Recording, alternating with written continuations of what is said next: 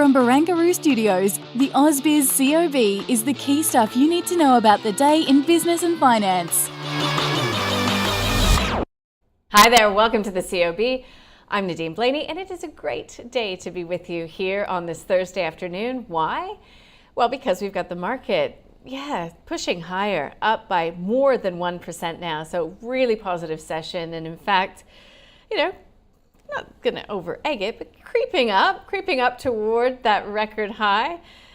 We have erased the losses week to date for the 4 trading days so far, up by about 0.8% for the CIBO Australia Index as well. We'll get you across the final figures for the S&P ASX 200 a little bit later in the show, or if you're listening in podcast form. So one thing that captured attention right from the get-go today was speculation about Santos.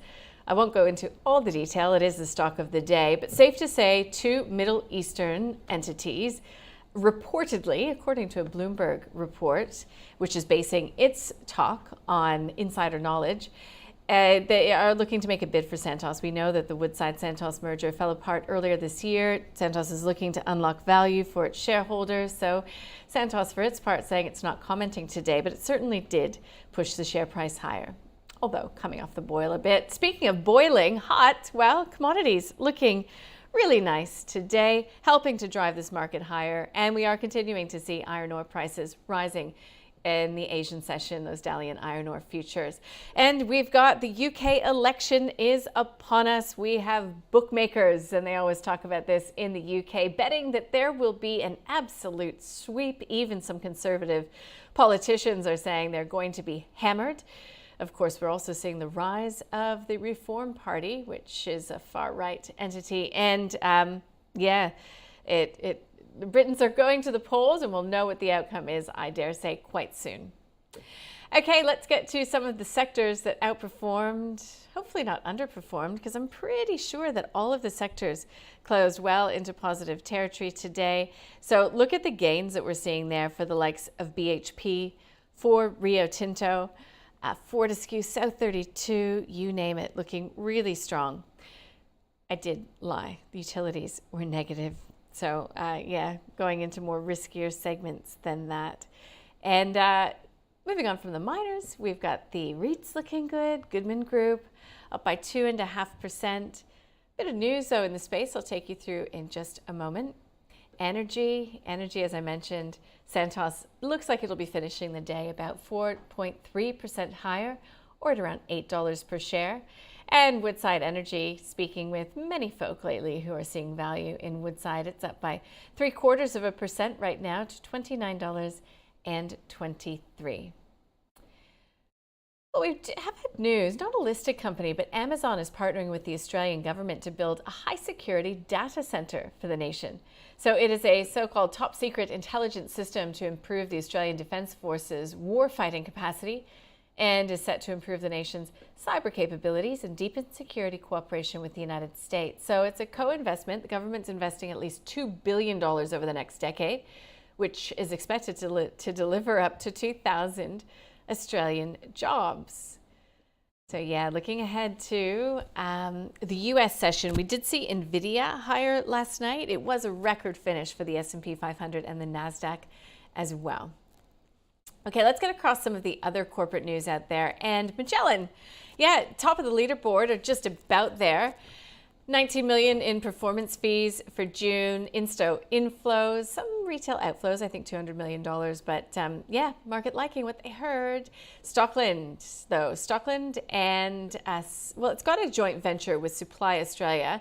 Its proposed acquisition of those master planned Lend-Lease communities looks to be in a bit of doubt. We had the ACCC publishing a report today, so saying that it has preliminary concerns over the deal.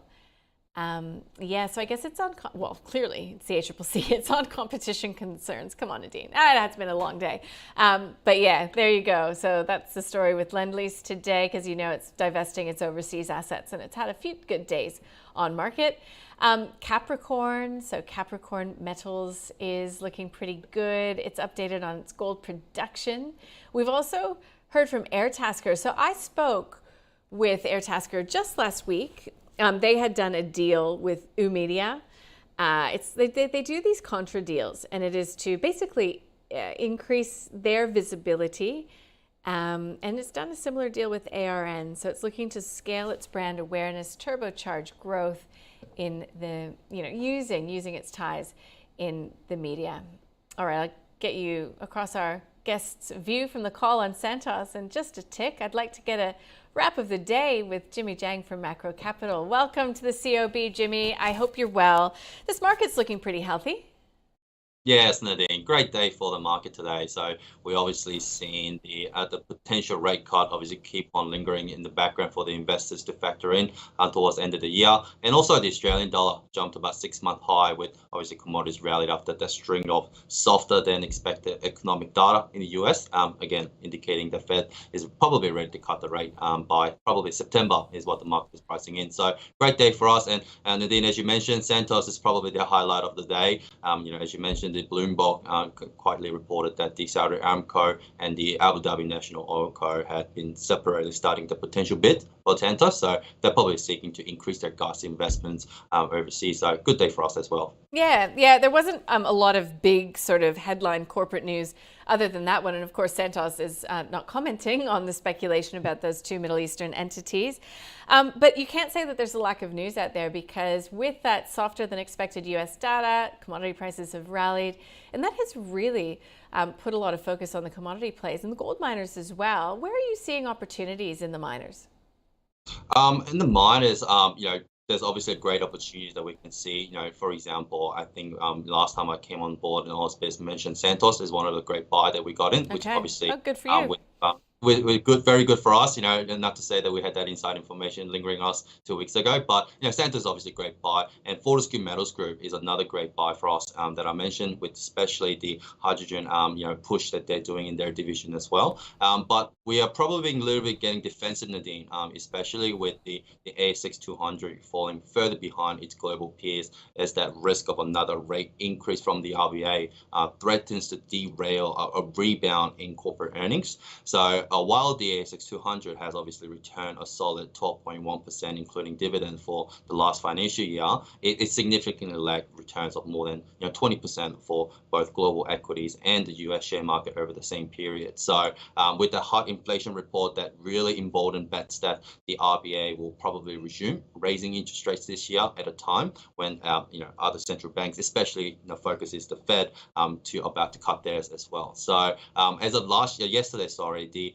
ASX 30-day interbank cash rate futures August 2024 contract was trading in at around 95.6, which is indicating about 35% expectation of an interest rate increase to about 4.6% at the next RBA board meeting. So we're getting very defensive. I'm probably putting a lot of companies in the resource sector on our watch list, but not making any allocation in the resource at the moment. Okay, so if I am thinking that you're defensive, should I also read into it that you're not looking to adding a lot of growth tech names to portfolios right now?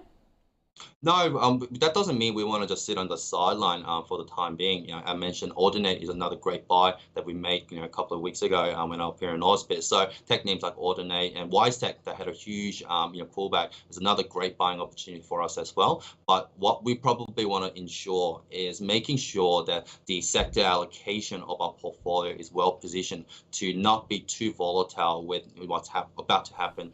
Let's say in RBA, interest rate potential rate hike in August. So we don't want to over allocate to these names just because it's in the tech sector with obviously the AI boom that we're seeing over in the US. So probably a very good sector allocation is what we're focusing on, but not over allocating in any sector right now is the key. Yeah, okay. Sounds pretty sound. So when you are thinking about, what happens post the interest rate hike that may or may not come in August, may or may not come. I know that it feels a long time away, but we'll have reporting season in the mix there as well. I know you say that you're getting defensive and a bit cautious on the market, but once we get over those hurdles, then what happens? Because we're long-term investors, not all of us, but some of us. Of course. Look, in terms of long term, what we also need to factor in is, what we are, again, as I mentioned earlier, we are seeing a lot of investors in Australia, slowly reallocating their assets away from Australian equities, especially with this potential rate hike. Even if the market start to price in that we're going to stay at the interest level for a longer period, what we might potentially see is a lot of these investors pulling away from equities in the next, let's say, 6 to 12 months because of that, close to about 95% chance the US starting to cut rates by end of this year.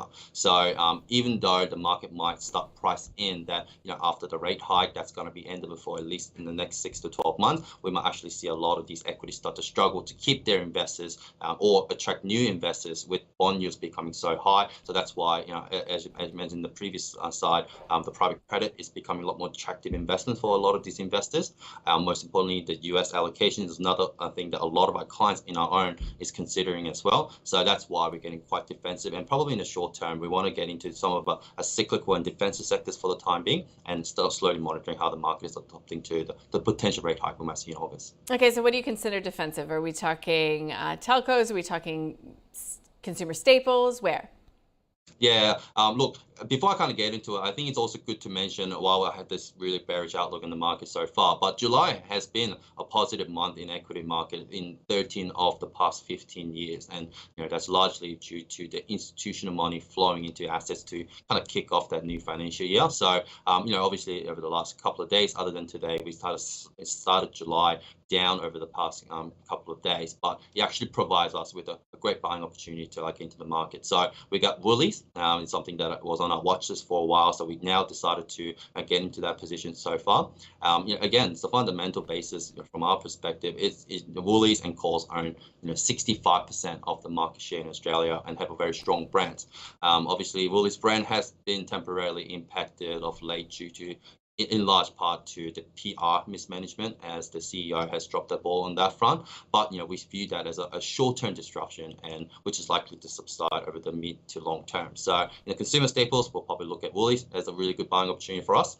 And also we got Cleanaway, so ticker code CWI, in the industrial sector is something we're looking into. So Woolworths and Cleanaway, two companies that our viewers can hang their hats on, our listeners as well. Jimmy Jang, Macro Capital, thank you. Have a good one. Thanks, Nadine. Take care. So let's round out that conversation about Santos, which I think the team at Macro is feeling pretty good about right now. And for that, we spoke with our guests on the call today. Let's take a listen.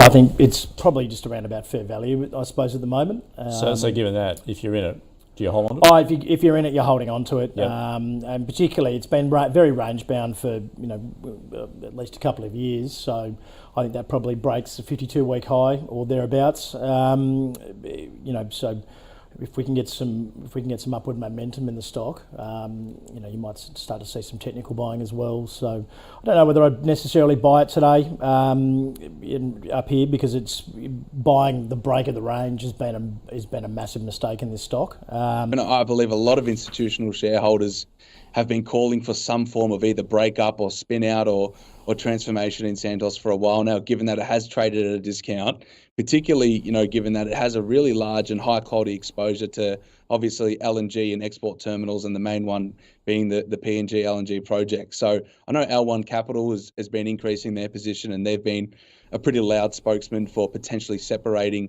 an upstream business and an export business.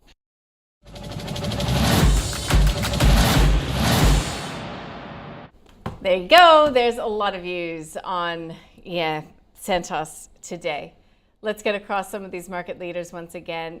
Gold doing very well, up by 6.6% for Bellevue Gold, and we saw lithium picking itself up off the mat as well. We already mentioned Magellan, and Evolution Mining rounds out that gold conversation.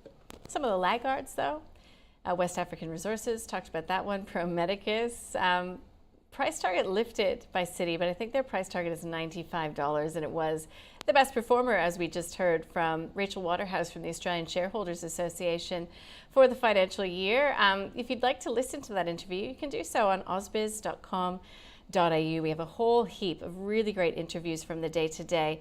If you are not used to going over to the website to check it out, I spoke with Boy, I spoke with Keith Veladova, talked to him about some small cap miners that he's really keen on right now. Lots of stock picks coming from many of our guests, so we'll get those up for you and your perusal a little bit later today. Boss Energy, though, giving back about 2%.